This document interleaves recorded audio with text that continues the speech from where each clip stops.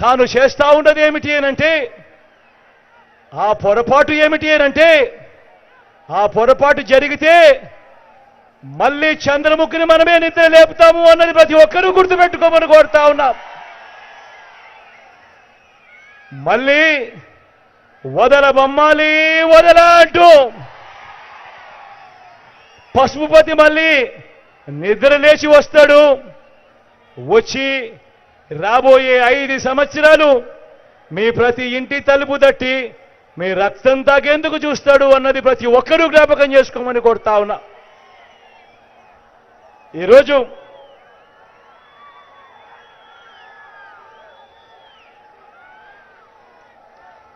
ఎన్నికల కురుక్షేత్రంలో చంద్రబాబు నాయుడు గారు తన బాణాన్ని నేరుగా పేద సామాజిక వర్గాల మీద, నా అవ్వాతాతల మీద, వారి పెన్షన్ల మీద గురిపెట్టాడు. మన కళ్ళ ఎదుటే కనిపిస్తా ఉంది. ఆ చంద్రబాబు ఆయన బృందం వారిద్దరినీ కూడా నేరుగా అడుగుతా ఉన్నా. ఇవాళ పెన్షన్ల విషయంలో జరుగుతా ఉన్న రాజకీయాలు మీరు చూస్తా ఉన్నారు. పెన్షన్ల విషయంలో చేస్తా ఉన్న అన్యాయాలు మీరు చూస్తా ఉన్నారు. ఇదే చంద్రబాబు బృందాన్ని నేరుగా అడుగుతా ఉన్నా. అయ్యా చంద్రబాబు, 2019 ఎన్నికల వరకు, ఎన్నికలకు 2 నెలల ముందు వరకు నీ హయాంలో అవ్వాతాతలకు నువ్వు ఇచ్చిన పెన్షన్ ఎంత అని అడుగుతా ఉన్నాను. ఇదే సభలో, ఇదే సమక్షంలో ఇన్ని వేల మంది ముందర ఎన్నికలకు 2 నెలల ముందు వరకు చంద్రబాబు హయాంలో ఇచ్చిన పెన్షన్ కేవలం 1000 రూపాయలు కాదా అని అడుగుతా ఉన్నాను మీ అందరి సమక్షంలో. ఆ పెన్షన్ ఇప్పుడు 3000 రూపాయలు చేసింది ఎవరు అని అడుగుతా ఉన్నాను మీ అందరి సమక్షంలో.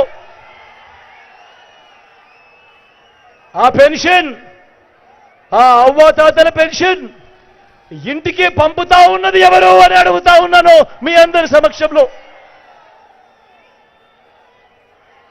ఓ అవ్వ, ఓ తాత, ఓ అన్న, ఓ అక్క, చంద్రబాబు ఇచ్చిన సామాజిక పెన్షన్లు ఎన్నో తెలుసా? ఆయన హయాంలో ఎన్నికలకు 6 నెలల ముందు వరకు ఆయన ఇచ్చింది కేవలం 39 లక్షలు.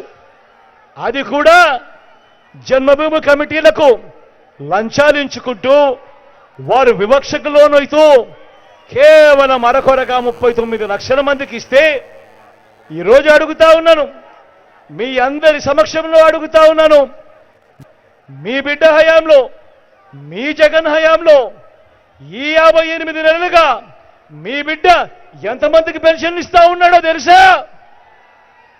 అక్షరాల 66 లక్షల మందికి మీ బిడ్డ పెన్షన్ ఇస్తా ఉన్నాడు. ఎక్కడా లంచాలు లేకుండా, ఎక్కడా వివక్ష లేకుండా, ఎవరి చుట్టూ తిరగాల్సిన పని లేకుండా, అది కూడా ఆ పెన్షన్ నేరుగా మీ ఇంటికే వచ్చేట్టుగా, అది కూడా ఎవరి చుట్టూ తిరగాల్సిన అవసరం లేకుండా అడుగుతా ఉన్నాను. ఈ 57 నెలలుగా ఈ కార్యక్రమం జరుగుతూ ఉంది. ఈ పెన్షన్ నేరుగా నా అవ్వాతాతలకు మీ బిడ్డే పంపుతా ఉన్నాడు 3000 రూపాయలు చేసి వాళ్ళ ఇంటికే.